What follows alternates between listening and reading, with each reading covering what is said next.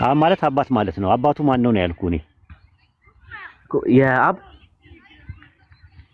የኢየሱስ ክርስቶስ አባት ማን ነው ያልኩህ እኮ። የኢየሱስ ክርስቶስ አባቱ ማን ነው? እግዚአብሔር አብ ነው። አብ ነው አልኩህ እኮ።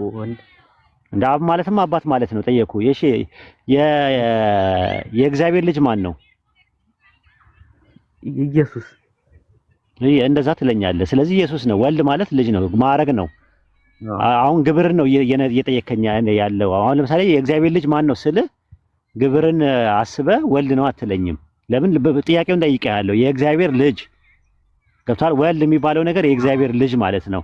የእግዚአብሔር ልጅ ማን ነው ስልህ ኢየሱስ አልከኝ። የኢየሱስ አባት ማን ነው እኮ? የኢየሱስ ክርስቶስ አባት አብ ማለት እንደ አባትማ ግብር ነው እኮ። ግብር እኮ አሁን ለምሳሌ የእግዚአብሔር ልጅ ማን ነው ስልህ ወልድ ትለኛለህ እንዴ? አላልከኝም እኮ። ለምን? ግብር ነው። ኦልሬዲ ጥያቄ ነው። አንዱ አምላክ አለ። ከዛ ደግሞ ወልድ ኢየሱስ ክርስቶስ አለ። ኢየሱስ ክርስቶስ የሱ ልጅ ይባላል። ጥያቄውን ልድገምልህ አንዴ ልድገምልህ። አብ ወልድ መንፈስ ቅዱስ የግብር ስም ነው አይደለ? አዎ። ስለዚህ ግብሩ አሁን ለምሳሌ የወልድ ግብሩ መወለድ ነው፣ የግብር ስም ነው። የእግዚአብሔር ልጅ በግዕዝ ወልድ ማን ነው ስልህ ወልድ አትለኝም። የእግዚአብሔር ልጅ ማን ነው ብዬ ጠየቅኩ። ልብ አድርግ። ኢየሱስ ብለህ መለስክልኝ። የኢየሱስ ክርስቶስ አባት ወይም የኢየሱስ ክርስቶስ አባት በቅንፍ አብ ማን ነው? ያዌ። ኦኬ ጥሩ። አስምሩልኝ፣ ጻፉልኝ፣ ያዙልኝ። እንግዲህ ሙከሚል አለ? ሙከሚል አለ? እሙ አለሽ? ያለው አቤት አለው። የኢየሱስ አባት ማን ነው ስለው ማን ነው አለኝ። ማን ነው አለኝ። ልብ አድርጉ። ያህዌ ብላችሁ ጻፉልኝ። ወልድ አብ ነው አይደለም? አብ ወልድ ነው አይደለም? አብ ማን ነው? አብ ራሱን ቻለ ነው። ምን ነው? አብ ማን ነው ነው የጠየኩ። መልሰልኝ ነበር። አብ ማን ነው አልከኝ። ያዌ። ኦኬ። ወልድ ማን ነው? ወልድ ደግሞ ኢየሱስ ክርስቶስ። ስለዚህ ኢየሱስ ያህዌ አይደለም። ነገር ግን እንትን ምን ነው? ያህዌ አይደለም። ኢየሱስ ያህዌ አይደለም ነው። አብ ካልሆነ ያህዌ አይደለም። አብ ማን ነው ስልህ ያህዌ ነው። ለምሳሌ ይኸውልህ እኔ አባትና ልጅ ነን። ለምሳሌ ኤግዛምፕል አባትና ልጅ እኔ ልጅ አለኝ። ልጄ እኔ አይደለሁም፣ እኔ ልጄ አይደለሁም ራሱ ማለት ነው። ልጄ ማን ነው ከተባለ ከሌ ነው ተባለ። አባትየው ማን ነው ከሌ ነው ተባለ። ከዛ በኋላ ከሌ አይደለም ማለት ነው። ለምሳሌ ማለት ደበላና ጨቡዴ አሉ፣ አባትና ልጅ ናቸው። ደበላ የጨቡዴ ልጅ ነው። ደበላና እንትና ጨቡዴ አባትና ልጅ ናቸው። ደበላ ጨቡዴ ነው አይደለም። ስለዚህ በተመሳሳይ ያህዌ ኢየሱስ ነው እኮ። ያህዌ ኢየሱስ ያንን ማዕረግ ለራሱ ተጠቅሟል። ለምሳሌ ነው የጠየቁት ጥያቄ። ኢየሱስ ያህዌ ነው ወይ? ያህዌ ነው ወይ ኢየሱስ? አዎ ነው ያው። ስለዚህ አብ ነው ማለት ነው ኢየሱስ አይደለም? አይ ያ አንዱ። ስለዚህ አብ ማን ነው? አብ ካልሆነ አብ ማን ነው እኮ? ያህዌ ኢየሱስ ያህዌ ካልሆነ ኢየሱስ አብ ካልሆነ ያህዌ እንዴት ነው የሚሆነው እኮ? ምክንያቱም ያህዌ ማለት ለአንዱ አምላክ መጠሪያ ነው። ዮሐንስ 8 ነው የጠየቁት ጥያቄ። ያህዌ ይኸውልህ አባትየው ማን ነው ስል ይኸውልህ ወልድ ልጅየው ማን ነው ስል ኢየሱስ ብለኸኛል። ኢየሱስ አብ አይደለም። አብ ማን ነው ስል ደግሞ ያህዌ ነው ብለኸኛል። ስለዚህ ያህዌና ኢየሱስ አባትና ልጅ ናቸው አይደል እኮ? አባትና ልጅ ማለት በኦንቶሎጂካል ሴንስ አዎ እኮ አባትና ልጅ ናቸው። በኦንቶሎጂካሊ አይደለም፣ ሜታፊዚካል ናቸው። አባትና ልጅ ኦንቶሎጂካል ናቸው ወይስ ሜታፊዚካል ናቸው? አባትና ልጅ እኮ ማለት እንዲያስረዳኝ እስቲ። አባትና ልጅ ኦንቶሎጂካል ነው ሜታፊዚካል ነው? አንተ ወንድም የባህሪ ጉዳይ ነው ወይስ የግብር ጉዳይ ነው ያለያያቸው? የግብር ጉዳይ ነው። ስለዚህ አሁን ምንድነው አባትየው ማን ነው ልጅየው ማን ነው? እሺ እኮ እሺ፣ አሁን እያልከኝ ያለው የቱ ጋር ነው? ወልድ ኢየሱስ ክርስቶስ ያህዌ የተባለው ነው አይደል? አይደል? ካልሰው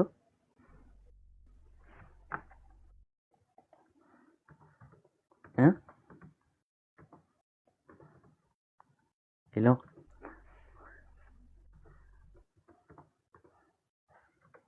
አይሰማም? ኡስታዝ ሚዩት እያወራህ ከሆነ አይ አንተ ትሰማለህ። ኡስታዝ ቆይ ኡስታዝ የለም መሰለኝ። ቆይ አንዴ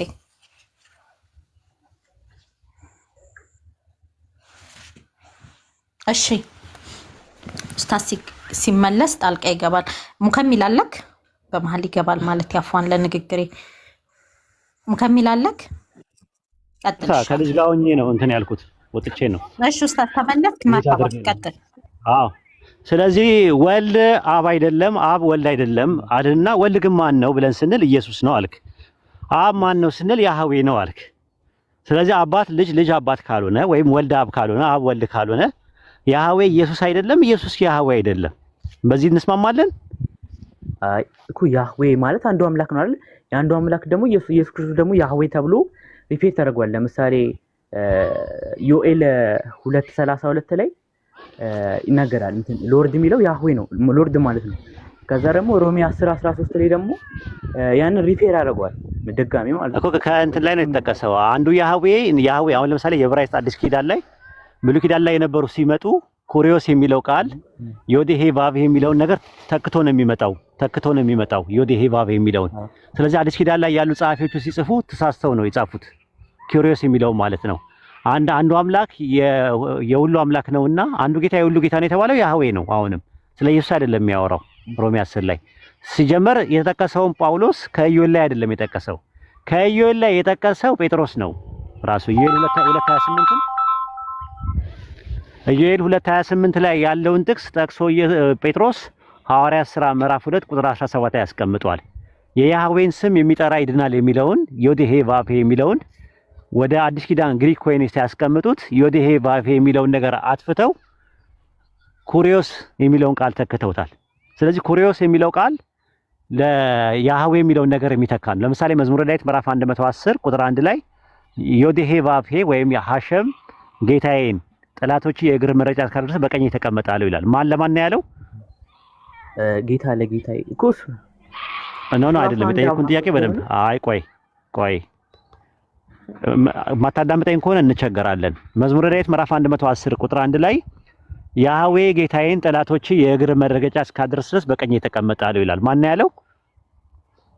ጌታ እኮ የሚለው ጌታ ለጌታ ያህዌ ነው የሚለው ኦሪጂናል አይደለም።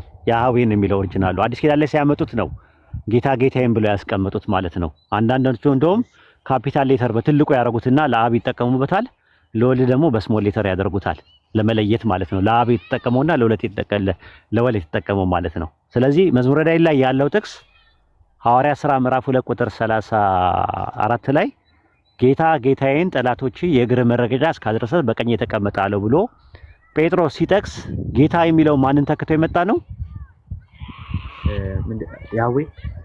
ያህዌ የሚለው ከዛ በኋላ እዛው ጋር ምን አለ? አምላክ አለ ኢየሱስን ጌታም ክርስቶስም እንዳደረገው የእስራኤል ወገን በእርግጥ ይወቃል። ስለዚህ ጌታ የተባለው የተደረገ ነው ማለት ነው እዛ ጋር። አሁን እኛ የምንጠይቀው ጥያቄ ያህዌ የሚለው ብሉይ ኪዳን ላይ ያለው ያህዌ ኢየሱስ ያህዌ የተባለበት ጥቅስ ካለ ትሰጠኛለህ? የለም። ራሱ ኢየሱስ ያህዌ የሚለው ቃል የተተረጎመበት እኮ ለምሳሌ ለምሳሌ እንዳልከኝ ያህዌ የሚባለው ቃል ወደ ግሪክ ተረጎመ ኪሪዮስ ነው አይደለ? ኪሪዮስ ለማምታታት ነው። ምክንያቱም እንደዛ ብለው አያስቀምጡትም። ጥቅስ ሲጠቅሱ ቢያንስ ሲያነብ እንኳን ሁሉም ነገር ቀርቶ ለምሳሌ ኢሳይያስ 61:1 ላይ የያህዌ መንፈስ በእኔ ላይ ነው ለድሆች ወንጌልን ሰብክ ዘንድ ቀብቶኛል ይላል አይደል? ኢሳይያስ 61 ላይ ሉቃስ ወንጌል ምዕራፍ 4 ቁጥር 17 ላይ የጌታ መንፈስ በእኔ ላይ ነው ለድሆች የሚል አነበበ ይላል ኢየሱስ የተሰጠው መጽሐፍ የኢሳይያስ መጽሐፍ ሲያነብ ያነበበው ጌታ እያለን ያነበበው ያህዌ እያለን ያነበበው ያህዌ እያለን ያነበበው ወይስ ጌታ እያለን ያነብ የነበረው? አንድ ድጋሚ ልጠይቅኝ አንዴ። ኢሳይያስ ምዕራፍ 61 ቁጥር 1 ላይ የያህዌ መንፈስ በእኔ ላይ ነው ለድሆች ወንጌልን ሰብክ ዘንድ ቀብቶኛል ይላል። ማን ነው እንደዛ የሚለው?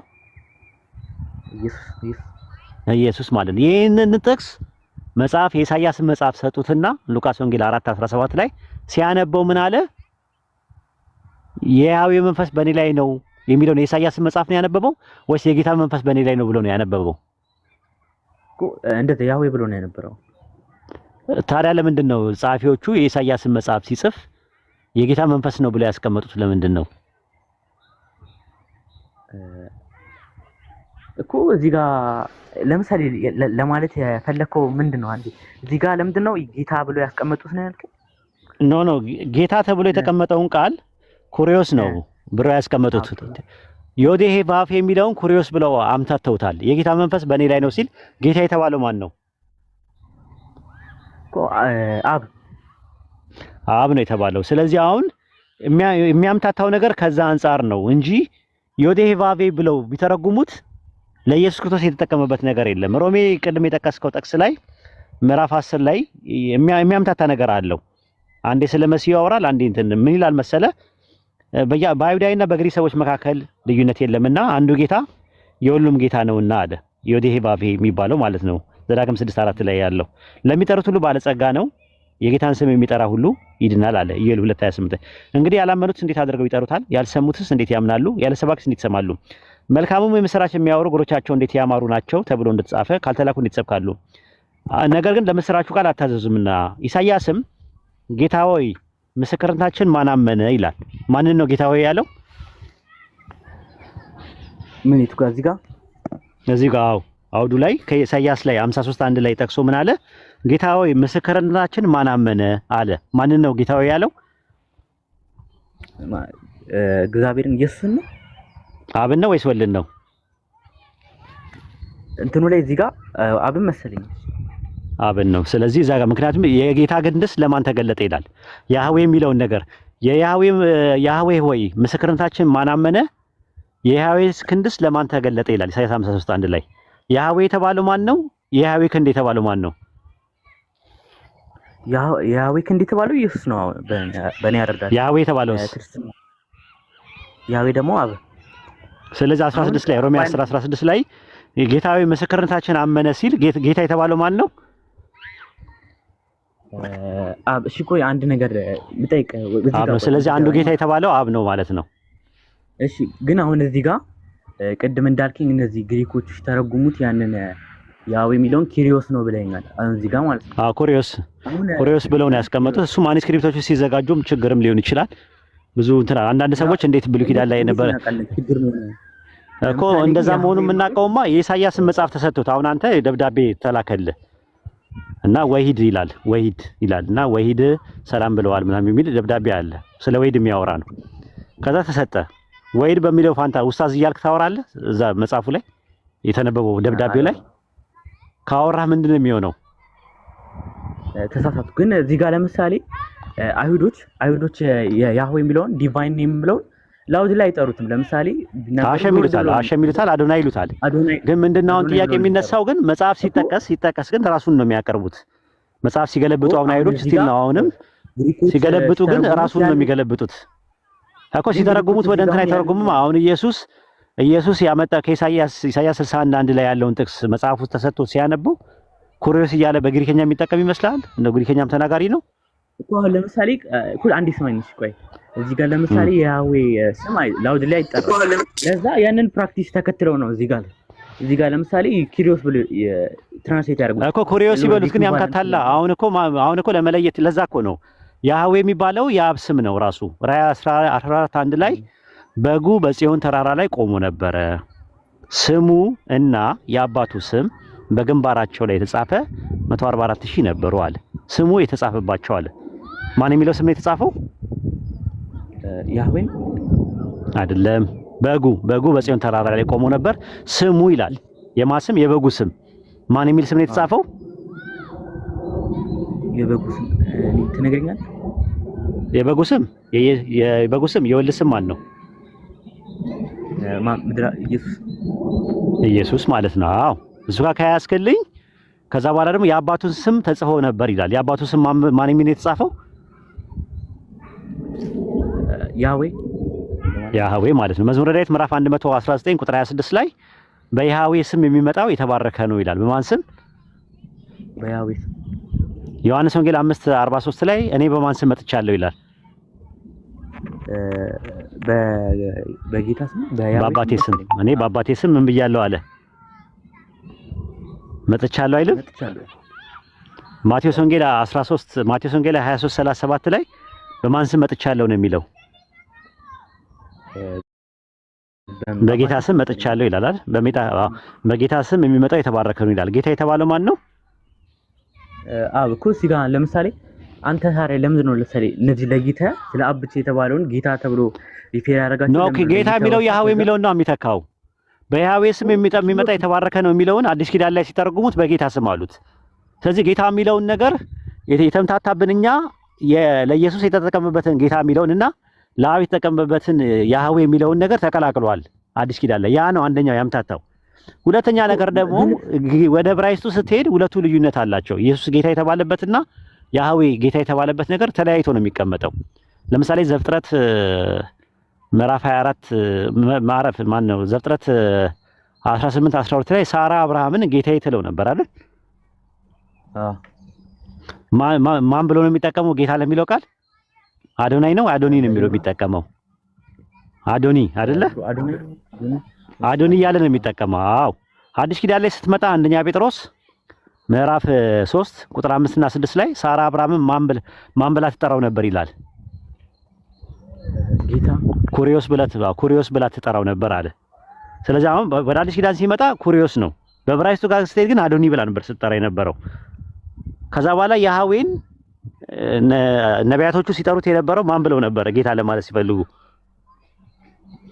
አዶኒ ወይስ አዶናይ ብለው ነው የሚጠቀሙት? አዶናይ። አዎ ስለዚህ አዶናይ ብለው ነው የሚጠቀሙት። አሁን ይሄ ነገር እንደዚህ አይነት ነገሮች የሚያምታቱት ወደ ሌላ ቋንቋ ሲመጡ ነው ራሱ ማለት ነው። እና ግሪክ ማኑስክሪፕቶቹ ሲዘጋጁ እንዲህ አይነት ነገሮችን ስተት ተፈጥረዋል። ማጋኖ ስተት የተፈጠረው አይታወቅም እንዴት እንደተፈጠረ ማለት ነው። ራሱ ሉቃስ የሚባለው ሲጽፍ ሰማለሁ ይሰማል። ሉቃስ ራሱ ሲጽፍ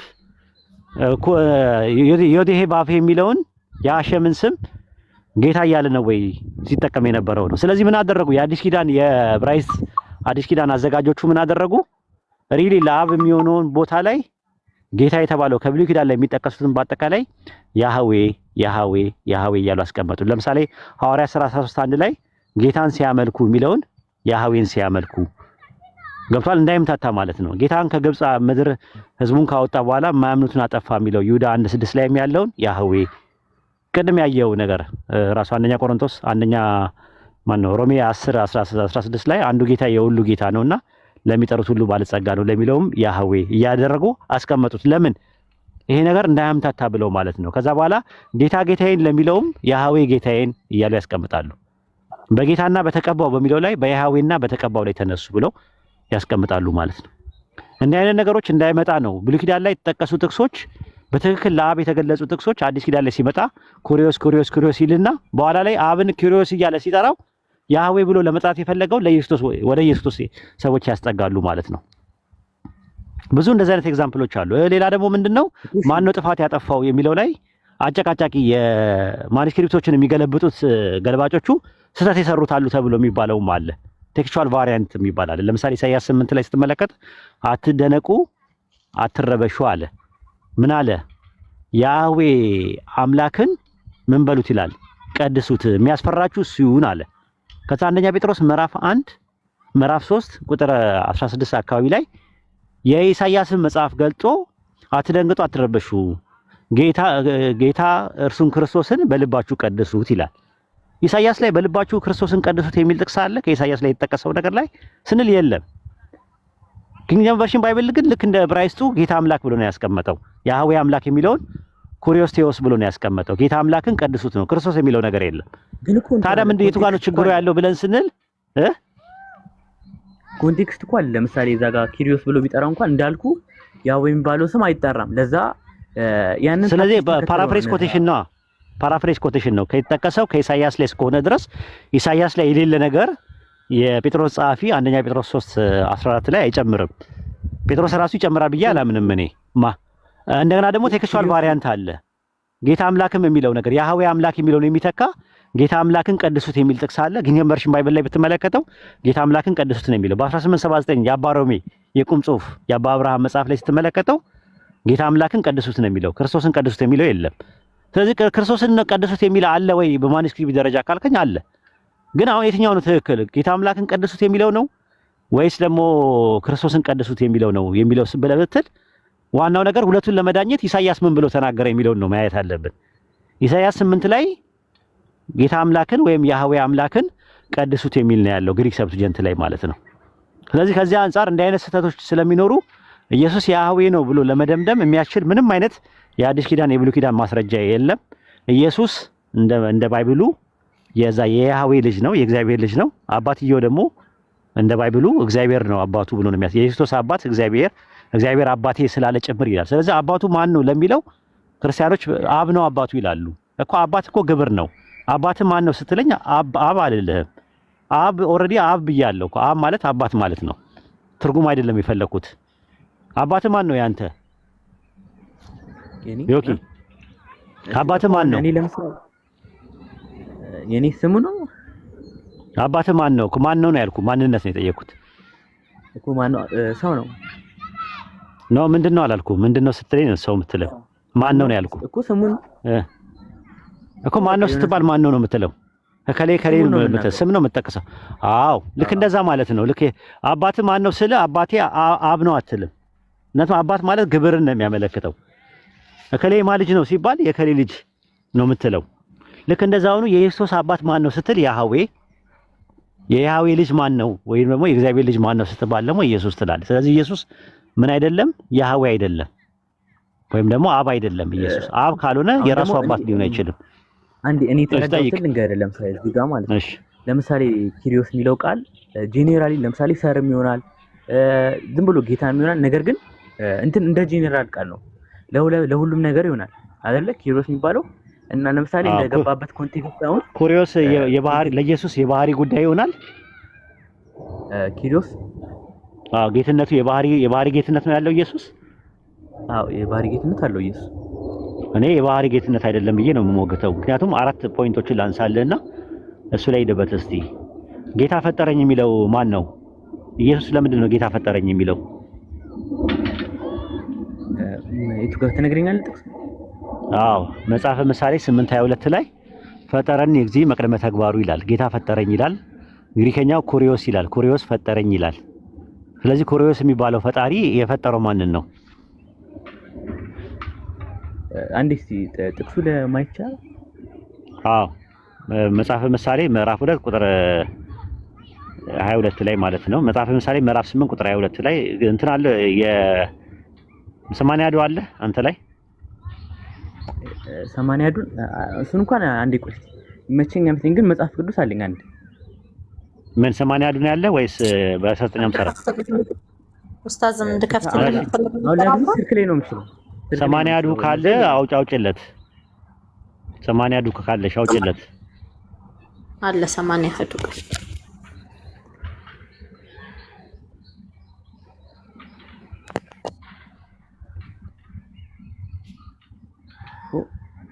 የቱ ጋር ነበር ያልከው? ሞዴሬተሮች መጽሐፈ ምሳሌ ምዕራፍ 8 ቁጥር 22 ላይ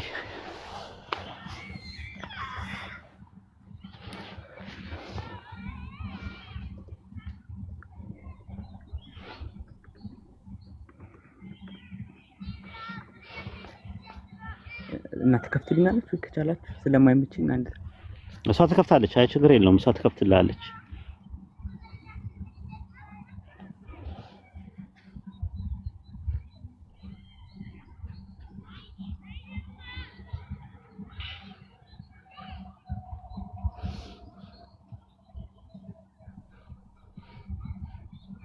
ስንት 3:8 8:22 ኡስታዝ 8:22 አይሰማሽ? ይሰማል። ይሄ አሁን አጥቷቸዋለሁ። 80 አንብበው እስቲ ምን ይላል? እግዚአብሔር የመንገዱ መጀመሪያ አደረገኝ በቀድሞ ስራው መጀመሪያ። እግዚአብሔር የመንገዱ ተሳስተሻል እኮ 80 አለሽ ወይ ነው ብዬ ጠየቅኩሽ የነበረው። 80 አይደለም ያመጣሽው። በቃ እዚህ ላይ ወይኔ ነው እዚህ ጋር ካለ ወይ 80 አለ፣ ከዛ ግዕዝ አለ እናያለን። 80 አለሽ ወይ ብዬ ነው የጠየቅኳት የነበረው። አዎ ብላ ነው የከፈተችው። ስለዚህ ስህተት ነው። ይሄ እኮ 80 ነው ኡስታዝ። 80 አይደለም የ1954 ነው። 80 አይደለም ያሽ የ1954 ነው። ይሄው ከፍቼዋለሁ። ፈጠረኝ ይታያል። ቁጥር 22 ላይ አንብበው እስቲ። እኔ በጽድቅ መንገድ ሄዳለሁ ለሚወደኝ ሀብቴን አካፈላቸው ዘንድ እግዚአብሔር ለሥራው መንገዱ የመጀመሪያ አድርጎ ፈጠረኝ። ይሄ እንግዲህ የ80 ነው። ግዕዙ ደግሞ ምን ይላል? ፈጠረኒ እግዚእ መቅድመ ተግባሩ ይላል። ጌታ በቀድሞ ስራው ፈጠረኝ ይላል። ግሪከኛው ደግሞ ግሪክ ሰብጀክት መጽሐፍ ምሳሌ 8:22 ላይ ኩሪዮስ ኤክቲሴን ሜ ይላል። ኩሪዮስ ኤክቲሴን ሜ ይላል። የዕብራይስጡ ደግሞ ቃና ያህዌ ቃናኒ ነው የሚለው። ካናኒ ነው የሚለው ማለትም ፈጠረኝ እያለ ነው የሚናገረው። ፈጠረኝ እያለ ይናገራል። ስለዚህ አሁን ነጥባችን ምንድነው? ፈጠረኝ እያለ የሚናገር አካል አለ ማለት ነው። ኢየሱስ ፈጠረኝ የሚለው ማንን ነው? ማን ነው ፈጠረኝ ያለው? ይሄ ቃና የሚለው ቃል እኮ እንትንም ይሆናል ፖሰስድ ሚም የሆነ ግዴታ ክሬትድ ሚን ደ ፖሰስድ ሚም ይሆናል። ለሰሪ ፖሰስ አደረገ። ፖሰስድ እኮ ማለት እኮ ራሱ መፍጠር ነው። ራሷ አንተ ኩላሊቴን ፈጥረሃል ለሚለው ምንድነው የሚጠቀመው? አንተ ኩላሊቴን ፈጥረሃል ለሚለው ምንድነው የሚጠቀመው? ካናኒ ነው እኮ ነው የሚለው። እንግሊዝኛው ላይ ፖሰስድ ብሎ ያስቀምጠዋል። አንተ ኩላሊቴን ፈጥረሃልና ሲብል ምን ማለት ነው? ፖሰስድ ማለት እኮ ምን ማለት ነው? ቃሉ እኮ እንትን አንድ ፖሰስድ እኮ ፖሰስድ ማለት ምን ማለት ነው? ትርጉሙ ምን ፈጠረ እንትን መሰለኝ ማምጣት ብሮት ፎርስ ማለት ነው አስገኘኝ ማለት ነው። ስለዚህ ችግር የለውም ማለት አንተ ኩላሊቴን ፖሰስድ አድርጋ ሲል ምን ማለቱ ነው? አንተ ኩላሊቴን መዝሙረ ዳዊት ምዕራፍ 139 ቁጥር 13 ላይ ያህዌ አንተ ኩላሊቴን ፈጥረሃልና ይላል አማርኛው። ዕብራይስጡ ካናኒ ነው የሚለው። ስለዚህ እንግሊዝኛው ፖሰስድ አረከኝ ሲል ኩላሊቴን ምን አርጋሃል ነው? ምን ፈጥረሃል ነው። ግን እዚህ ጋር እኔ የምልህ እንትን ይሄ ቃና የሚለው ቃል ብሮት ፎርስ የሚል ትርጉም አለው። ያ ደግሞ ብሮት ፎርስን ብለው ተርጉሞታል። መስረጽን አያመለክትም። ምክንያቱም ግሪክ ሰብትጀንት ላይ አያመለክትም። ምክንያቱም ግሪክ ሰብትጀንት ላይ ምንድነው ያደረጉት? ግሪክ ሰብትጀንት ላይ መፍጠር ብለው ነው። ኤክቲሴን ሚ ነው የሚለው። ኩሪዮስ ኤክቲሴን ሚ ነው የሚለው። ስለዚህ ካናኒ ኤክቲሴን ሚ በሚል ነው የመጣው። አንደኛ ግዕዙም ደግሞ ፈጠረኒ እግዚእ መቅደመ ተግባሩ ይላል። በቀድሞ ስራው ፈጠረኝ እያለ ይናገራል። ማተር የሚያደርገው ሂብሩ ነው ማተር የሚያደርገው ሂብሩ ሳይሆን ግሪክ ሰብትጀንት ነው። ሂብሩ የተዘጋጀው በ875 እኮ ነው የተዘጋጀው። የሂብሩ የማሶሬቱ የተዘጋጀው አሁን ያነሳ ነው ማሶሬት ነው። ኢየሱስ ክርስቶስ ከመወለዱ ከ280 ዓመት በፊት የተዘጋጀው ግሪኩ ነው። ግሪክ ሰብትጀንት ነው የመጀመሪያው። ስለዚህ እግዚአብሔር ምን ላይ እንትና ለምሳሌ ያ ቃል ግን ሂብሩ ላይ ለምሳሌ ፈጠረኝ ነው። ቸርች ፋዘርስ ሙሉ ለሙሉ ያስቀመጡት ፈጠረኝ በሚል ነው መተርጎም ያለበት ብሎ ነው ያስቀመጡት። ሁሉ አትናቴዎስም፣ ጎርጎርዮስ ዘንዚናዙም፣ ጎርጎርዮስ ዘኑሲስም፣ ዮሐንስ አፈወርቅም ሁሉም መጽሐፈ ምሳሌ 8:22 ላይ አንተ ባስቀመጥክበት መንገድ አይደለም ያስቀመጡት። ፈጠረኝ ብለው ነው የተረጎሙት። ትክክል ነው። ምንም እንትን የለም። አንደኛ ግሪክ ሰብትጀንቱ፣ ሁለተኛ ግዕዙ፣ ሶስተኛ እንግሊዘኞችም ፈጠረኝ ብለዋሉ። ዘ ሎርድ ክሬትድ ሚ የሚል ነገር አለው። አሁን ፈጠረኝ በሚለው ነገር ላይ ያዘውና እንደ አሳይመንት ማለት ነው እንዳይለጠጥ ለሚያዳምጥም ሰው ጌታ ፈጠረኝ ካለ የፈጠረው ጌታ አለ ማለት ነው። አንደኛ የመጀመሪያው አርጊመንታችን እሱ ነው። ሁለተኛው ነገር ምንድነው?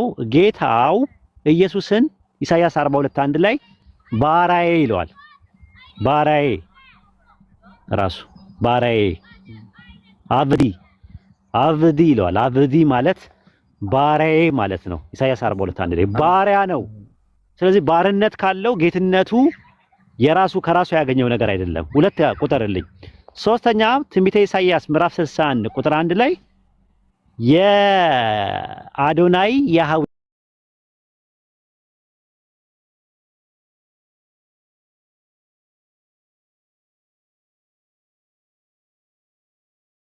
ነበር የነበረው። ስለዚህ የሚሆን ነገር አይደለም። አሁን የምናነሳው ነገር ምንድነው? አሁን ለምሳሌ ዛጋም ያ በፍራግመንቱ ላይ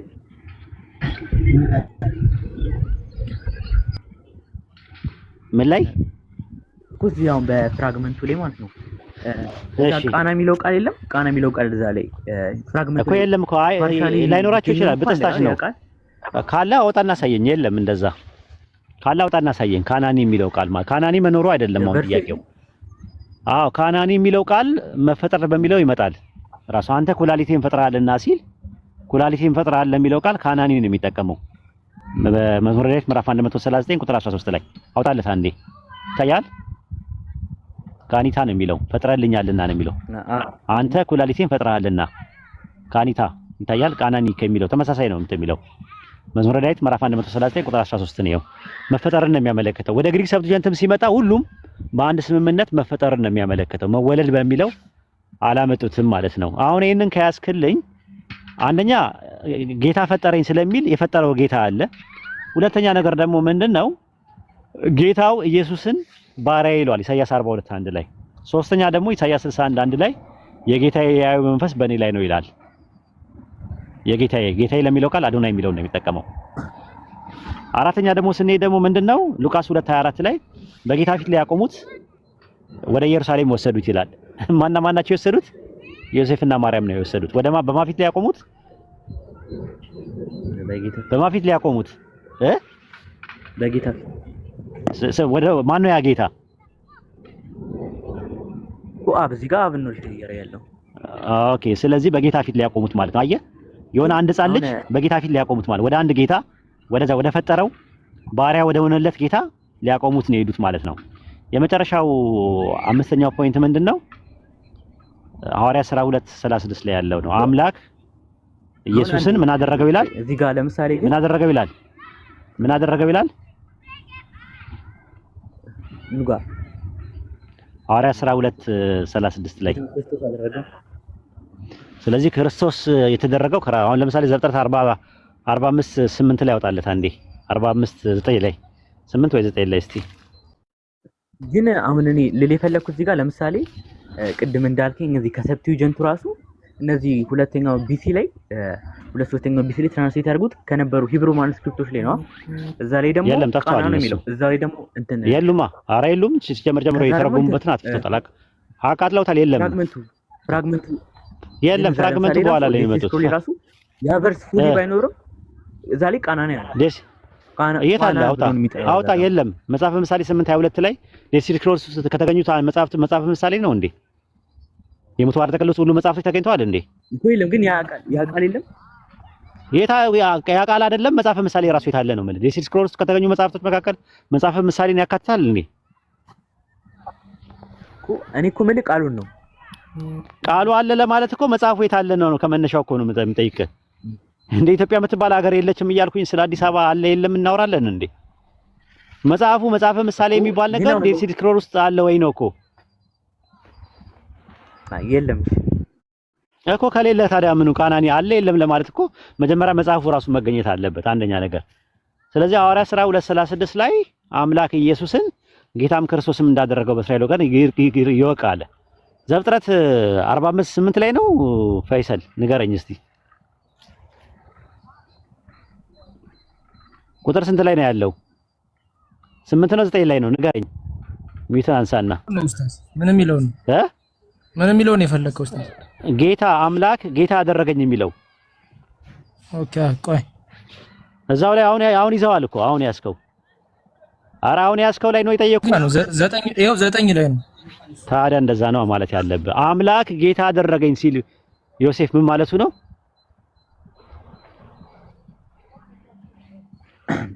እዚህ ጋር አምላክ ጌታ አደረገኝ ይላል። ምን ማለት ነው? ዮሴፍ እኮ አነገሰኝ በእንትኖች ላይ በእነዚህ እኮ ጌትነቱ መነሻና ጅማሮ አለው ማለት ነው ጌታ ከተደረገ። ስለዚህ በባዶነት ይቀደማል ማለት ነው። መነሻና በጸጋ ያገኘው ነገር ነው ማለት ነው። ሐዋርያት ሥራ 2:36 ላይ አምላክ ኢየሱስን ጌታም ክርስቶስም እንዳደረገው የእስራኤል ወገን በእርግጥ ይወቅ ይላል።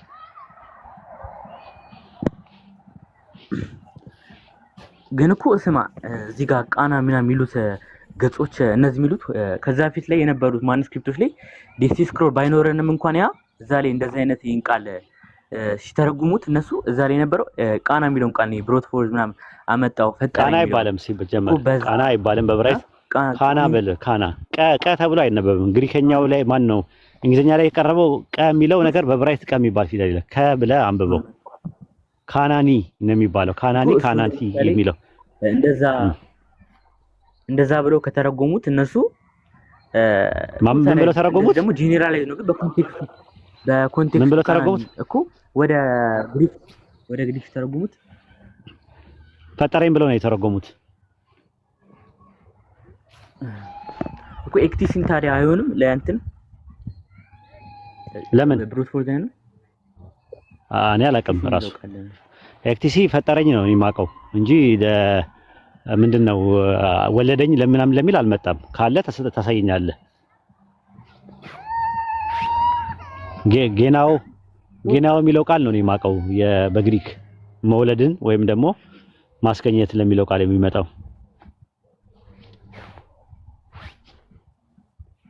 ዮክ ያለ አለው። አዎ ስለዚህ እንደዛ ነው ያለው። አይ ቲንክ ይሄን ይመስላል ከብዙ በጥቂቱ። ኢየሱስ የባህሪ ጌታ የማይሆንበት ምክንያት 4 ነው 5 ፖይንቶችን አቅርበናል። የመጀመሪያው መጽሐፈ ምሳሌ 8:22 ላይ ፈጠረኝ ጌታ ፈጠረኝ ስለሚል የፈጠረው ጌታ አለ። ሁለተኛ ራሱ ጌታ የሚለው አካል አለ ኢሳይያስ 61:1 ላይ። ሶስተኛ ነገር ሉቃስ ወንጌል ምዕራፍ 2 ቁጥር 24 ላይ ደግሞ በጌታ ፊት ሊያቆሙት ወደ ኢየሩሳሌም ወሰዱት ይላል። ጌታ የሚባል አለ የሚያቆሙበት ማለት ነው። ሌላው ደግሞ እንደምትመለከተው ጌታው ኢየሱስን ባሪያ ይለዋል ኢሳይያስ 42:1 ላይ። አምስተኛውና የመጨረሻው ሐዋርያ ሥራ ምዕራፍ 2 ቁጥር 36 ላይ አምላክ ኢየሱስን ጌታ አደረገው ይላል። ስለዚህ በጌትነቱ ከራሱ ያመነጨው ሳይሆን አምላክ ነው። አንዱ አምላክ ኢየሱስን ጌታ አደረገው ይላል። ከራሱ ያመነጨው ነገር አይደለም። ስለዚህ ኢየሱስ የባህሪ ጌታ ነው ለማለት የሚያስተፍር ምንም አይነት ምክንያት የለንም ማለት ነው። እነዚህ 5 ፖይንቶች ማለት ነው። ማጠቃለያ ስራበት 1-2 ደቂቃ እንትን ብለህ ሐሳብን እንትን በልብና እኔም ልውጣ። እሺ አሁን እዛ ቤኪ የሚባለው ልጅ በጣም ተንቀሽቀሽዋል። እስቲ አንዴ ያስገቡልኝ። አንዴ ቆይ እስቲ ቤኪ በጣም ተንቀሸቀሸብኝ ይሄ ልጅ። እስቲ ያስገቡት።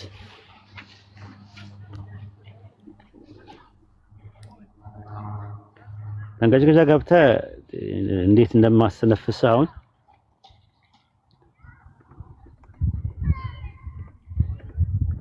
አስገቡት እስቲ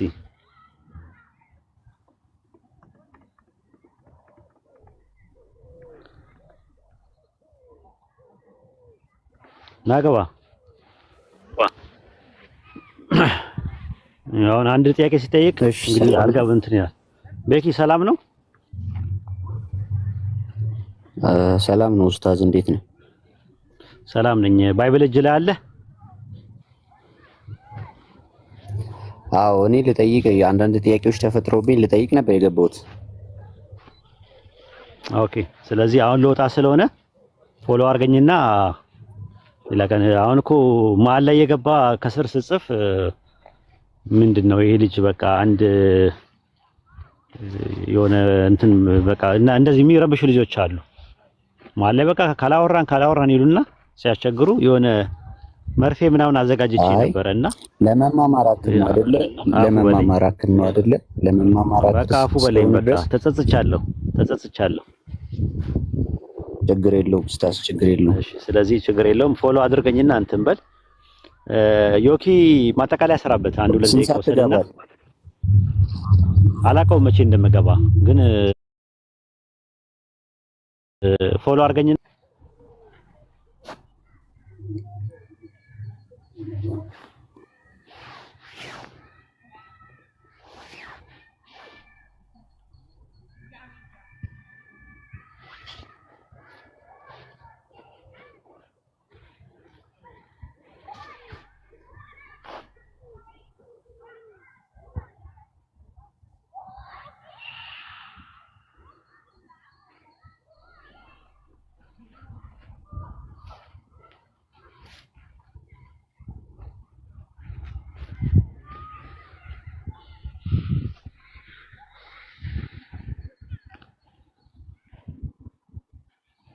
ኦኬ እንድታወራ ነው ጥያቄ ነው የጠየቀኝ። እንድታወራ እኮ እንትኑ ነው አይ ችግር የለውም። ሜታፎሪካል አይደለም እሱ። ምክንያቱም በ325 ድህረ ልደት በንጉስ ኮንስታንቲኖስ ሊቀመንበርነት የኒቅያ ጉባኤ 318 ኤጲስቆጶሳት ተሰብስበው ከመላው ዓለም ላይ የኒቅያ ጉባኤ ሲካሄድ ዋናው ነገር አርዮስና አትናቴዎስን ያጋጫቸው ነገር መጽሐፈ ምሳሌ 8:22 ላይ ያለው ጥቅስ ነው።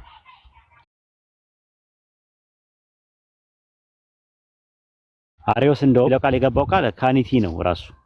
ስለዚህ ከአምላክ የሚገኘው ወንድ ልጅ ነው። ወንድ ልጅ ከአምላክ አገኘው ነው የሚለው። ስለዚህ መጽሐፈ ምሳሌ 8:22 ላይ ያህዌ ፈጠረኝ የሚለውን ፍጡር ለሚለው ነገር ፍጡር ኢየሱስ የመጀመሪያ ፍጡር ነው ለሚለው አሪዮስ ሲያቀርብ አትናቴዎስ ግን ፍጡር የሚለውን ተቀብሎ ድንግል ማርያም ማፀን ውስጥ ለተፈጠረበት ነው የሚሰራው ብሎ ነው እንጂ ያሉት አንተ እንደምትለው ሲምቦሊካል ነው፣ አልጎሪካል ነው፣ ኢላስትራቲቭ ነው፣ ፊገራቲቭ ነው ብሎ አላስቀመጡትም። መጽሐፈ ምሳሌ 8:22 ላይ ጌታ ፈጠረኝ ለሚለው ቃል ኩሪዮስ ኤክሴን ሜ ብሎ ነው ያስቀመጠው ራሱ አትናቴዎስ ማለት ነው። መጽሐፈ ምሳሌ 8:22 ላይ ግዕዙ ፈጠረኝ ጊዜ መቅደመ ተግባሩ ይላል። ጌታ በቀድሞ ተግባሩ ፈጠረኝ ብሎ ነው ያስቀመጠው ማለት ነው። መጽሐፈ ምሳሌ ምዕራፍ 8 ቁጥር 2 ላይም የ2000 እትም ላይ 80 ላይ በተመለከተው እግዚአብሔር ለሥራው የመንገዱ መጀመሪያ አድርጎ ፈጠረኝ ብሎ ነው ያስቀመጠው። የ1980 አዲስ ትርጉም መጽሐፈ ምሳሌ 8:22 ላይ እግዚአብሔር ከሁሉ አስቀድሞ ፈጠረኝ ነው የሚለው።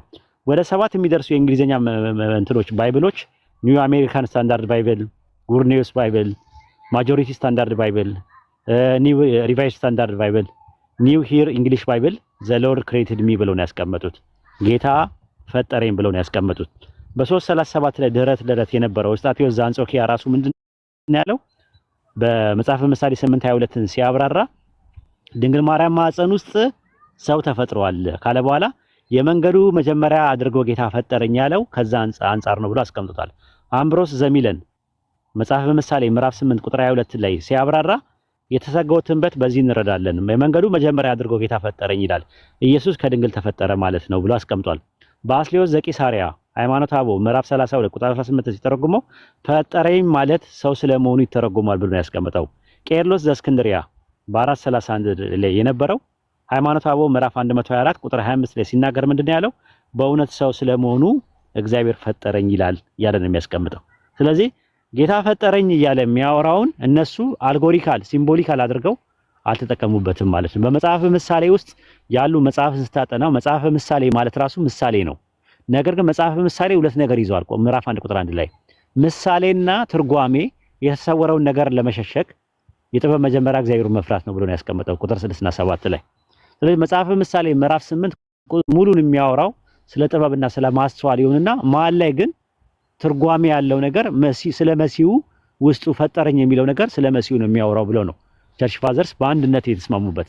ምንም አይነት የሐሳብ ልዩነት የላቸው። መጽሐፈ ምሳሌ 8:22 ላይ የሚያወራው ስለ ኢየሱስ ነው ከሚለው በስተቀር ሌላ ትርጉም አልሰጡም። መፈጠርም የሚለውም ትርጉም አለው ብሎ አላስቀመጡም። ሊትራሊ ነው የወሰዱት። ይሄን ይመስላል። እንትን አሁን እኮ ግን መለስክልኝ እኮ አንተ እዛው ስለ ክራይስት ኔቸሩ ሳይሆን ስለ መወለዱም ሊያወራ እንደሚችል እንደዛ ነው ኢንተርፕሬት ያደረጉት። ነው ድንግል ማርያም ማፀን ውስጥ መፈጠሩን ነው የሚያመለክተው ነው ብሎ ያስቀመጡት እነሱ። መወለዱን ሳይሆን ድንግል ማርያም ማፀን ውስጥ ፕሮሰስ አድርገው መፈጠሩን ነው የሚያመለክተው ብሎ ነው ያስቀመጡት። እንደዛ ሪፌር ማድረግ ስለዚህ እንደዛ ነው የሚያወራው ማለት ነው ያበርሽ እኮ መፈጠሩን አሁን ለምሳሌ ፈጠረኝ የሚለውን እኮ እሱ ነው እኮ ማለት ጌታ ፈጠረኝ ካለ የፈጠረው ጌታ አለ ማለት ነው። እሱ ነው ፖይንት እኮ የነበረው ራስ መጽሐፈ ምሳሌ 8 አንተ ፈጠረኝ ማለት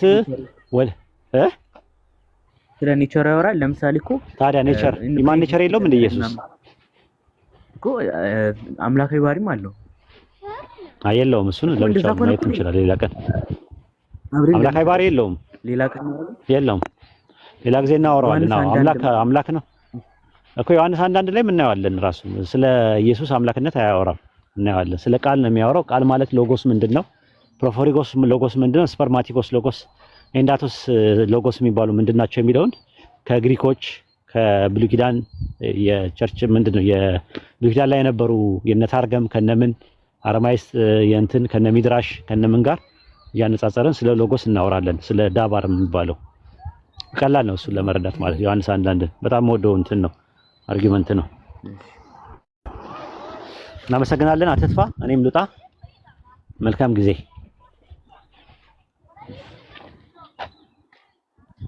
አመሰግናለሁ። ከና ኸይረን ኡስታዝ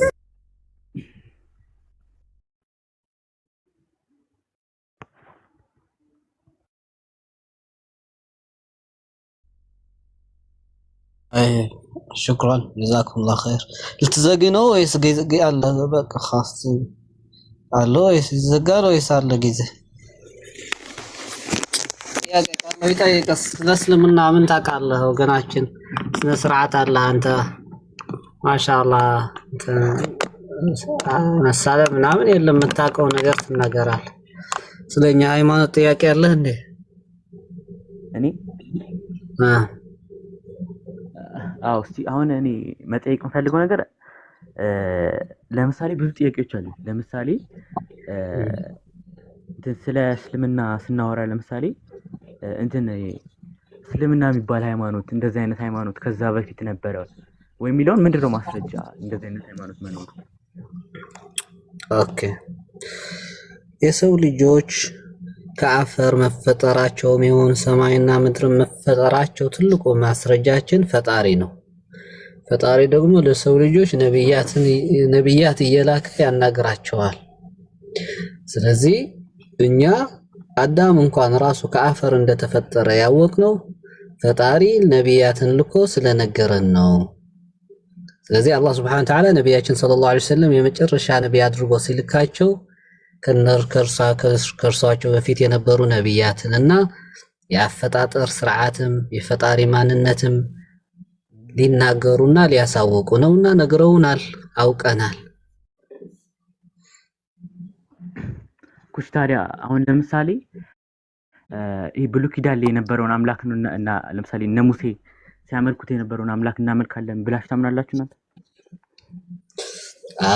ጥሩ ነው። አሁን እኛ የሙሴም የአብርሃምም እንዲያም ቁርአን ምንድነው ብለው የሙሴ አብርሃም ከነርሱ በኋላም የመጡት ነቢያቶች ሁሉ አምላካችን ነው ብላችሁ ንገሯቸው ይላል።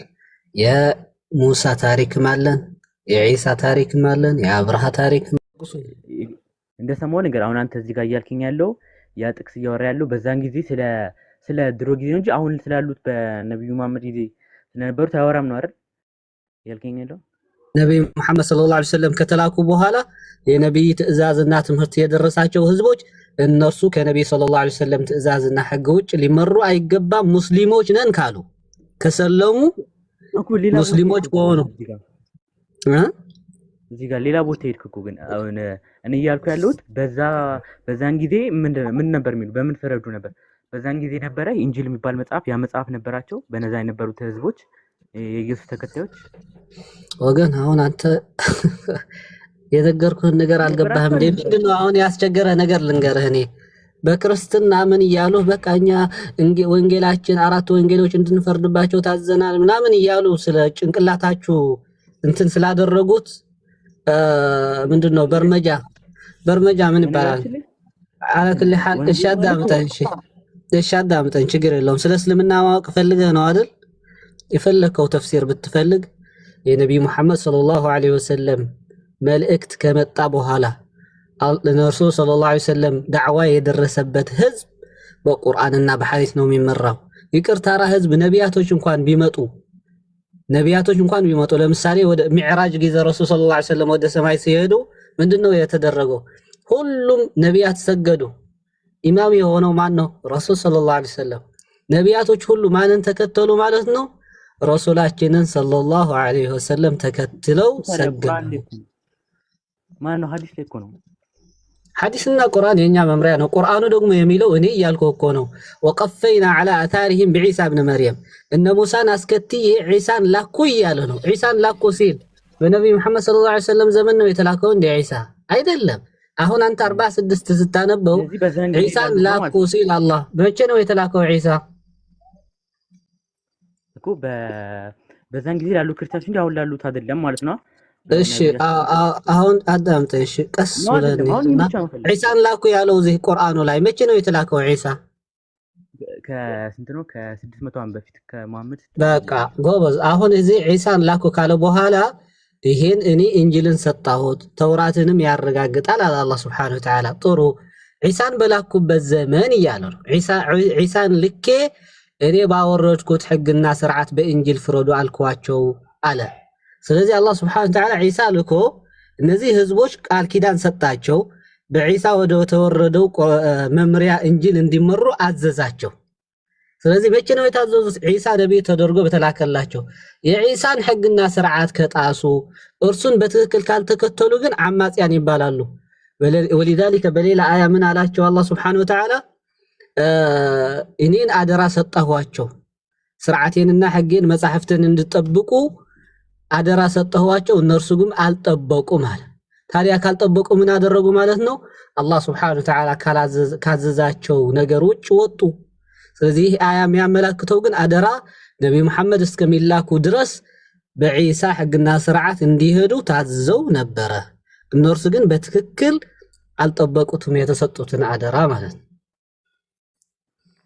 ስለዚህ ፍረዱ የሚለው ለድሮ ነው እያልከኝ ነው ማለት ነው። ግን ነብይ መሐመድ ከመላካቸው በፊት ነው እንጂ ነብይ መሐመድ ሰለላሁ ዐለይሂ ወሰለም ከተላኩ በኋላ ፍርድ የሚባለው ሙስሊም ከሆነ አላህ ሱብሓነሁ ወተዓላ ሙስሊም ብሎ የመሰከረለት ህዝብ የሚመራውና የሚፈርደው በምንድነው? በነብይ መሐመድ ሰለላሁ ዐለይሂ ወሰለም ቁርአንና ሐዲስ ነው። ይሄ ጥያቄ የሚገባ ጉዳይ አይደለም በእስልምና። ኩሻውን እንደዛ ብሎ ይፈታል እንትን የእስልምና ምሁር አሉ። ተፍሲር ለምሳሌ ተፍሲር እኔ ስንት ተፍሲር ላምጣለህ? ሁሉም ሙፈሲሮች ነብይ ሰለላሁ ዐለይሂ ወሰለም ከተላኩ በኋላ ግዴታቸው ነው አንተን ሊከተሉ፣ ቁርአን ራሱ አንተን ሊከተሉ ግዴታቸው ነው ይላል። ራሳቸው ሐዲስ ራሱ ሙሳ ራሱ በህይወት ቢኖር ወይም በህይወት ቢመጣ እኔን ሊከተል ይገባል ይላሉ ነቢያችን። እኔን ያልተከተሉ በእኔን ያልሄዱ በእኔ ያላመኑ አይሁድና ክርስቲያን የጀሃነም ናቸው ይላሉ ረሱል ሰለላሁ ዐለይሂ ወሰለም። ደግሞ የእናንተ እንጂል ያለ የፈጣሪ ቃል ላለመሆኑ ምስክርነት ምንድነው? ምን አሉ ረሱል ሰለላሁ ዐለይሂ ወሰለም ራሳቸው? ከኔ በፊት የተላከ የመጨረሻ ነብይ ዒሳ ነው፣ በዒሳና በእኔ መካከል መልእክተኛ አልተላከም አሉ። ክርስቲያን ወገኖቻችን ግን ከኢየሱስ በኋላ ጳውሎስ የሚባል ሰው መጥቶ 14 መጽሐፍት ነው ምናምን ሰጥቶናል ትላላችሁ። ወስቅለት የሚባለው ነገር ታጸድቃላችሁ። ይሄ ያዛችሁት መጽሐፍ በእጃችሁ ጽፋችሁ የፈጣሪ ቃል ነው እንዳላችሁ ምስክር ነው ማለት ነው። ወለذلك በሌላ ቁርአን እነዛ አድራ የሰጠዋቸው ህዝቦች መጽሐፍ ጽፈው የፈጣሪ ቃል ነው ብለው አታለሉ ይላል አላህ። እኛ ደግሞ በአይናችን የምንመሰክረው በነብይና መሐመድ ሰለላሁ ዐለይሂ ወሰለም ወዒሳ ዐለይሂ ሰላም ነብይ ከሌለ መልእክተኛ ከሌለ ከእርሱ በኋላ ጳውሎስ የተለያዩ መጽሐፍቶች ጽፎ የፈጣሪ ቃል ነው ካላቸው እነርሱ ደግሞ ስለ ስቅለት ጽፈው ዒሳ ተሰቅለዋል ሲሉ መጽሐፍ ጽፈው የፈጣሪ ቃል ነው በማለት ህዝብን እንዳታለሉ አላህ ሱብሓነሁ ወተዓላ እንደነገረን ግልጽ የሆነ ማስረጃ ነው ማለት ነው። ወንድሞች ያላችሁ ቀጥሉ እናንተ ኢንሻአላህ ጀዛኩሙላህ ቀጥሉ። እሺ አሁን እኮ እሱን ተወውና እሺ ልንቀጥል። እዛ ለምሳሌ ተበክሏል አይደለ? ቢበከል እንኳን ዮኪ ይሰማል። ከዛ አይነት ዮኪ አይሰማም? ይሰማል። እሺ እየሞገትክ ነው ወይንስ ጥያቄ ነው? ፖዚሽንን አይደንቲፋይ እናድርገውና እዛ ቨርስ ቆይ አንዴ ረጋ በል አንዴ። ያልተጠየቅኩ ነው አትመልስ። የጠየቅኩ እየሞገትክ ነው ወይንስ እየጠየቅክ ነው? ጥያቄን አይደለም የጠየቅኩ። እየሞገትክ ነው ወይንስ እየጠየቅክ ነው ነው? የትኛው ትፈልጋለህ? መሞገት ትፈልጋለህ? ሞግተኝ እያልኩ ነው። ከፈለክ ሞግተኝ፣ ከፈለክ ደግሞ ጥያቄ አድርግ። መጀመሪያ አማርኛ ትችላለህ አይደል? አዎ እኮ መጀመሪያ መልስልኝ። ከዛ ቆይ መልስልሃለሁ። ቆይ ምርጫ እየሰጠሁ ነው። አማርኛ የምችል ከሆነ ምርጫ እየሰጠሁ ነው። ከፈለክ ተከራከረኝ። ይሄ ሞግተኝ እያልኩ ነው። አቅሙ ካለህ ማለት ነው። ከፈለክ ደግሞ ጥያቄ ጠይቀህ እንመልስልህ ነው። የትኛውን ትመርጣለህ? በቃ መልስልኝና በቃ ስህተት ከሆነ እናገራለሁ። እችላለሁ እንደዛ ነው። እሺ ጥሩ። የጠቀስከው ምዕራፍ ስንት ነበረ? አልማኢዳ 47 47 ወይስ 43? 47 ነው መጀመሪያ። እሺ ቆይ አንዴ እንክፈተው። እሺ ዮኪ ያው ለመማማርም ስለሆነ እያየ ነው ቢሆን አይሻልም? ዮኪ ይሻላል። ይታያል እዚህ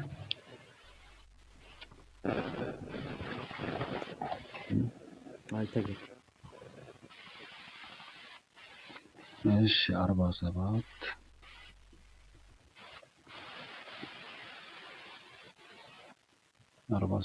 ማለት የትኛው ነው የጠቀስከው? ምዕራፍ 3 ትንሽ ነው። ምዕራፍ 5 ላይ ይመጣል። 43 47 እሺ ይሄኛው ማለት ነው። ይህ ማለት ነው አይደለ? ምዕራፍ 5 ቁጥር 47 አይደለ? እሺ እኔው አማርኛውን እናንብበው አይደል? አማርኛውን ታነብልኝ አንዴ። የኢንጂልን ባለቤቶች በውስጡ አላህ ባወረደው ቢፍረዱ አላህ ባወረደው የማይፈርድ እሺ እነዚያ አሁን ይሄንን ጥቅስ ስታነሳው ቁርአን በባይብል ወይንም በመጽሐፍ ቅዱስ ፍረዱ ይላል ብለህ ነው የተረዳኸው? እኮ እኔ ያው እንደዛ ነው። ለምሳሌ በዛን ጊዜ ከነበረ ወይ ገባኝ። ዮኪ ተግባባን። አሁን በባይብል በመጽሐፍ ቅዱስ ፍረዱ ይላል ብለህ ነው የተረዳኸው? ጥሩ። መጽሐፍ ቅዱስ አላህ ነው ያወረደው፣ እዚች ጋር አላህ ባወረደው ይላልና መጽሐፍ ቅዱስ አላህ ነው ያወረደው ብለህ ነው የምታወነው? ምክንያቱም አላህ ባወረደው ለኔ አላህ ነው ያወረደው መጽሐፍ ቅዱስ? አዎ ፈጣሪ ነው ያወረደው። አይ ፈጣሪ ሳይሆን አይ አላህ ነው ወይ? አላህ ነው ወይ ነው ጥያቄ።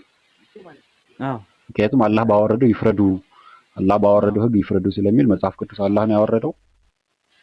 መጽሐፍ ቅዱስ እዚህ ጋር ስለ እንትን ነው የሚያወራው፣ ኢንጂል ነው የሚያወራው እኮ። ኢንጂል ሲባል ያንተ መጽሐፍ ቅዱስ አይደለ ያመንከው እኮ? አራት ወንጌላቶች። ስለዚህ ኢንጂል ወይንም መጽሐፍ ቅዱስ አላህ ነው ያወረደው። ሙስሊም ብትሆን ነው እና እኔ እኮ አሁን እዚህ ጋር ታዲያ ምንድን ነው ወይ በዛን ጊዜ ተለየ ወይ? አው ካልከኝ ለኔ ጥሩ ነው። አው ካልከኝ እኔ በቃ አለቀው። ለኔ አላህ ነው ወይ ነው ጥያቄ። አላህ። ጥሩ። ስለዚህ ሊመለክ የሚገባው የሚያወርደው አምላክ ነው። አላህ ትክክለኛ አምላክ ነው ማለት ነው። እውነተኛ ፈጣሪ ነው ማለት ነው።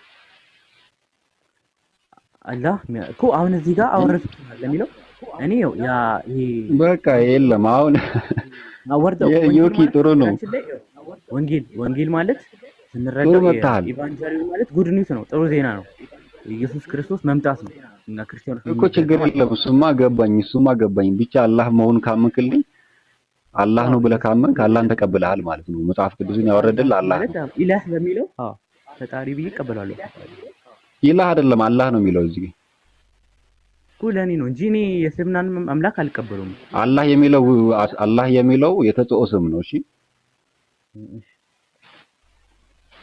እኮ ታዲያ ንገረኝ። እንደዛ ነው የምታምነው? በመጽሐፍ ቅዱስን አላህ ያወረደው ነው ብለህ ነው የምታምነው? ለኔ ፈጣሪ ገለጸው ነው። ፈጣሪ ሳይሆን አላህ ነው የሚለው እዚህ ጋር። ፈጣሪ ሳይሆን አላህ ነው የሚለው። እሺ ይሁንልህ። ቢሆንስ? ጎበዝ፣ ጥሩ ሰው። ይሄንን ካልን ይሄንን ጥቅስ አላህ ነው የሚለው ከተስማማን ጥሩ። ምዕራፍ 5 ቁጥር 47ን አስመልክቶ አላህ ባወረደው ህግ ይፍረዱ ሲል መጽሐፍ ቅዱስ ነው ብሎ የፈታልህ አንድ ስኮላር፣ ሁለት አይደለም፣ ሶስት አይደለም፣ አራትም አይደለም፣ አንድ ስኮላር ብቻ ጥቀስልኝ። ከሙስሊም ብቻ አይደለም ከክርስትናም ጥቀስልኝ ከፈለክ። እኔ እያልኩ ያለሁትን ልንገር። ልንገር አንዴ። እያልከው ሳይሆን እሱን እንመጣለን። አንተ እያልክ ያለውንማ እንመጣለን።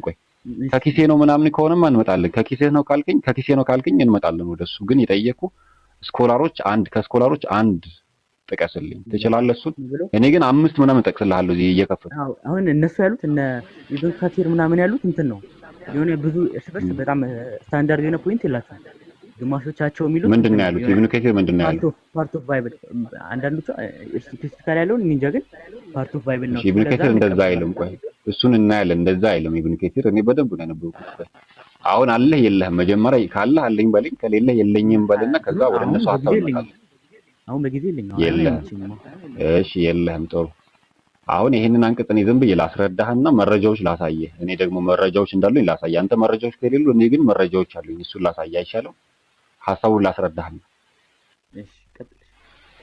ጎበዝ። በቃ ዮኪ፣ እኔ እናንተ እንደው የምንግባባ ሰዎች ነን።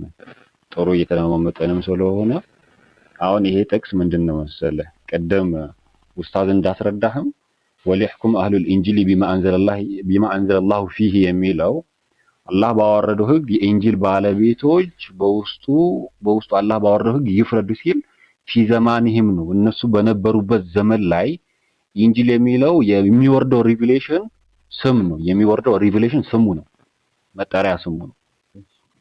የሚወርደው ራእይ ማለት ነው። ሪቪሌሽን ማለት በአማርኛ ለዛ የሚወርደው ራእይ ሪቪሌሽን ስያሜው ኢንጂል ተብሎ ይሰየማል። ስያሜ በውስጡ ይፍረዱ ሲባል በሚወርደው ነገር ይፍረዱ ማለት ነው። አላህ በሚያወርደው ህግ ማለት ነው። ይሄንን አስመልክቶ ማን ነው እንደዛ ብሎ የተነተነላቸው ከተባለ ብዙ ስኮላሮች መጥቀስ እንችላለን። ከነዛም ውስጥ ተፍሲሩል ቁርአኒል ዐዚም የሚል መጽሐፍ አለ። እሱ ተፍሲር መጽሐፍ ነው። የማን ነው ከተባለ የኢብኑ ከሲር ነው የዚህ ተፍሲር ማለት ነው። እና እሳቸው ምን ይላሉ ከተባለ ሊያህኩማ ሊፈርዱ አህሉ ሚለቲሂም ቢሂ ፊ ዘማኒሂ ማለት በጊዜያቸው ማለት ነው። የዛን ጊዜ በኢሳ ባወረደው ላይ በዛ ዘመን የነበሩ ሰዎች ፊ ዘማኒሂም በጊዜያቸው እንደው አላመንከኝም አረብኛ ነው ከተባለ እንግሊዝኛውን ከፍተን እናያለን። ችግር የለም እሱ ነው። ኢብኑ ከሲር ይሄንን ፈቱ። አንድ ስንት ስኮላር እየቆጠራችሁ ከታች አንድ ሁለተኛ ልንሄድ ነው። አሁን ወደ ሁለተኛ ደግሞ አሁን ሌላ መጽሐፍ ነው። ሁለተኛ ተፍሲሩል ቁርአኒል ከሪም ሱረቱል ማኢዳ ለኢብኑ ዑሰይሚን ማለት ሁለተኛ ነው የከፈትኩልህ አሁን ለተናገርኩት መረጃ ማለት ነው። ይሄንንም ፊ ዘማኒሂ መሆኑን ገለጹ እሳቸው ነው ኢብኑ ዑሰይሚን ማለት ነው። ሌላ ማብራሪያ እንሂድ ገና ሌላ ይሄ መጀመሪያው ነበር። ሁለተኛው ኦኬ ሶስት ይሰማል አይደለም? አይ ቲንክ ይሄንን አይተናል። ሌላኛው ማብራሪያ ይሄ ሌላኛው ፈትሑ الرحማን የሚል አለ። የክሽፉ ማይልቢሱ في القرآن የሚል አለ እና ይሄ በግልጽ ነው ያስቀመጠው እዚህ ላይ አውል ማዕና አለ لما انزل الانجيل او انزل الانجيل ሊባል ይችላል ሲነበብ قلنا አለን وليحكموا يفردوا اهل الانجيل بما انزل الله ይሄንን አለ ምን አለ ይሄንን ሲያብራራ ምንድነው አለ አማርኛው ላይ ላምጣልህና ይሄንን የኢንጂል ባለቤቶች በውስጡ አላህ ባወረደው ይፍረዱ በዛን ጊዜ በወረደ ጊዜ ኢንጂል በሚወርድ ጊዜ ለዛ ህዝቦች እንጀሃል ናቸው ማለት ነው ብሎ ቁልና አለን። አየህ አሁን ቁልና ብሎ ቁልና አለን ብሎ አስቀመጠልን እና ብዙ ነው ያሉት። እሺ እንደዛ ብሎ ለምሳሌ ምን ይባላል መሰለህ ፈክር አልዲናር ራዚ ፈክር አልዲናር ራዚ አላ አረተው ገደልከው ሰውዬው። እሺ ፈክሩ ራዚ ቀጥልሽ። ፈክሩ ራዚ እና እሱ ላይ ለምሳሌ እንዴት ብሎ ነው የፈጠረው? ፈክሩ ራዚ ፈክሩዲን አራዚ ክፈተው እንጂ እኔ አይልሃለሁ ግን ክፈተው አንተ ምን ብሎ ነው የፈተው? እኔ አልችልም አሁን ግን አንተ ታዲያ ከየት እናገኘው እኮ አንድ ስልክ ነው ያስኩት መፈት አልችልም። እሺ ምን ይላል? እሺ ንገረኝ ሐሳቡ። እኮ አሁን እሱ እንግሊዘኛው ላይ ሲፈታው ምን ብሎ ነው? እንግሊዝኛ አይችልም ሲጀምር። ኩሽ አንተ ይኸውና ንገረኝ። አረብኛ ነው ያለው። እኔ በአረብኛ ልክፈትልህ? አዎ ክፈቱሽ። አረብኛ ተናጋሪ ነው። እሺ እንግሊዝኛ ጭራሽ ነው አያውቅም። እሺ እንግሊዝኛ ራሱ መኖሩን ራሱ እሺ ልክፈትልህ አይደለም እንግሊዝኛ ራሱ መኖሩን እንግሊዝኛ የሚባል ቋንቋ ራሱ ያውቀዋል ብለህ ነው? እሺ አራዚ ልክፈትልህ ፈኽሩ ራዚ ጋይስ አንብበውልኝ እስቲ ኡስታዝ እዚህ ያወጣው ነው ማለት እስቲ እስከዚህ الأول مجمريا أن يكون التقدير قلنا يعني من إلى الفخر الرازي وقلنا ليحكم أهل الإنجيل فيكون هذا إخبارا عما فرض عليهم في ذلك الوقت من الحكم بما تضمنه የሚገርም ነው።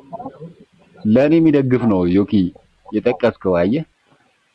በዛን ጊዜ በዚህ እንዲፈርዱ አለን ይላል አረብኛው።